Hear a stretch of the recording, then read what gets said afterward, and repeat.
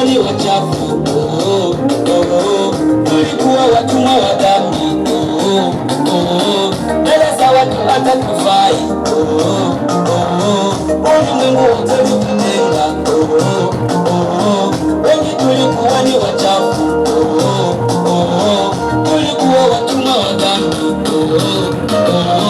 mbele za watu hata tufai, ulimwengu wote ulitutenga.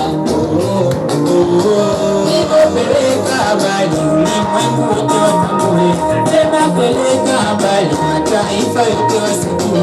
Nasema peleka habari mtakuwa mtawafikiwe kwamba Yesu anaokoa, tena Yesu anawapenda,